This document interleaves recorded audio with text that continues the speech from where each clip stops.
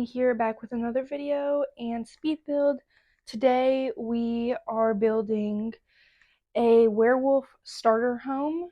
So I tried to incorporate a lot of werewolf items and tried to do just the werewolf and base game, and I'm pretty sure I end up doing just the base game and werewolves in this build. And I think it turned out really cute and really cluttered, which I love clutter. If you guys have seen that in my builds, I really do a lot with clutter. So with this build, I end up creating a sim for it too. That will be up probably either tomorrow or Thursday, somewhere around there. And I was thinking with this, I would do like a sim that just turned into a werewolf or was born a werewolf, but nobody told him, and kind of one of those stories.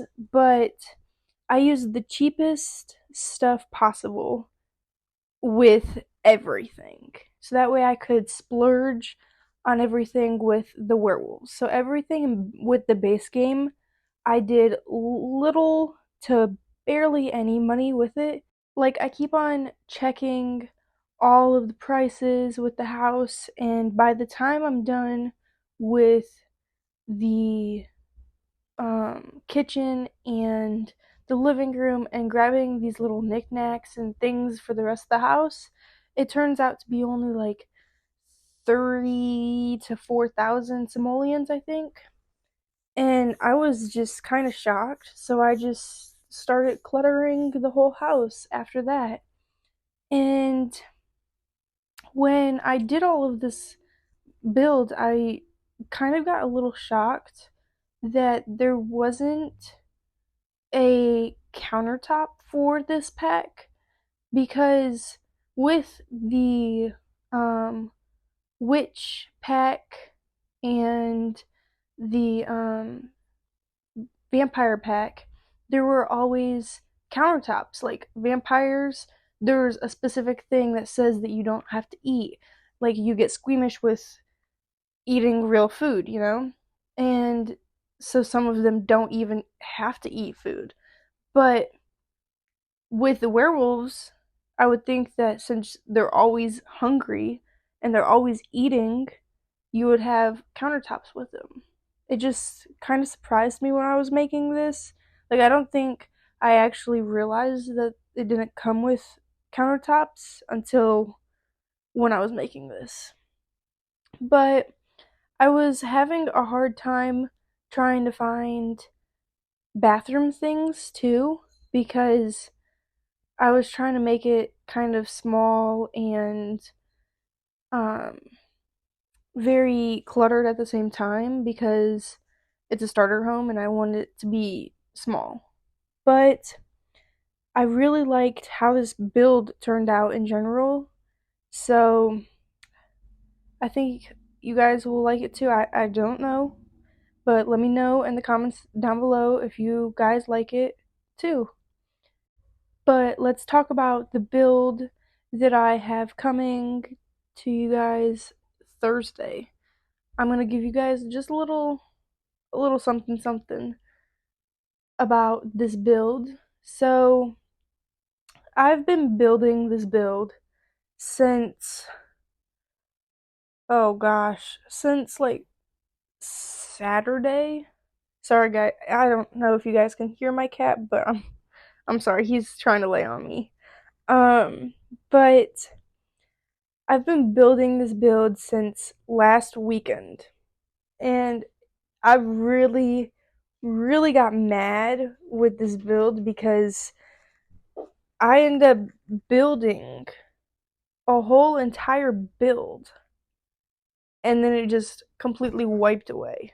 Like, it was poof, it was gone. And I saved and I recorded everything. All I had to do was go back and take the pictures, but it was all gone. So I had to redo it, and I'm now on the second weekend almost of building this build, and I got it finally done, and I got the pictures done. All I have to do is the voiceover, and it will be done. So hopefully I can get that to you guys and do the voiceover tomorrow, and then have it done and be able to go out to you guys Thursday sometime in the midday or later towards the end of the day.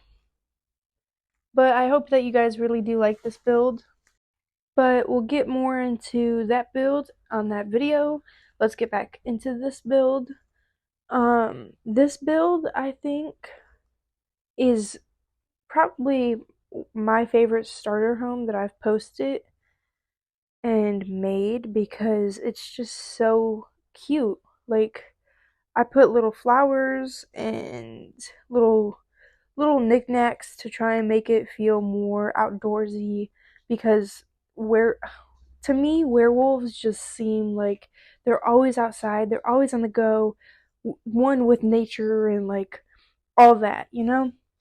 But I don't know how you guys take werewolves. Let me know in the comments down below how you take werewolves too.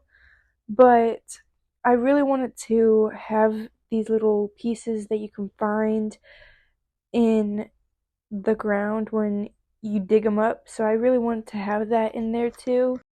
And I also wanted to have like a frog or a fish in here somehow. So I put that on the counter too. And I think that the kitchen is one of my favorite parts of this build, which I don't usually say that the kitchen is my favorite part. But for this build, I will definitely, hands down, say it's my favorite part because it was simple, cheap, and very one with the pack. Like, it was normal, like you could just use it every day for a normal kitchen, but you also have that little hint of it's a werewolf kitchen because it has those little knickknacks on the corners of the counter, like the frog or the little stones. And right now I am just doing the greenery, and I really want to make it seem natural and part of this world. So I used a lot of trees and greens and different little things to make it seem just stuck in the woods. But I'm also putting these little things right there, the little bushes. I really like using those bushes because it's just a simple way to have flowers but still not have a lot of flowers. And I also use these things, these little shrubs over here a lot because it's kind of a fence that you can put on the very border of your property. I also put little they're I think they're called moon petals. I'm not sure, but I really liked using those too because it is another way that you can get those instead of going to the very top of the mountain. Right now we are moving on to the patio area. I guess you could call it. It's more like a front yard, side yard thing. But I really do like how this turned out. It is really cute and homey. I don't go with these candles, I go with a lantern instead because the candles just didn't size down to where I needed them. They were just too big also to have on that table. But we are coming to the end of the build, so please like, subscribe, and tell me how you liked it in the comments down below. But thank you for watching.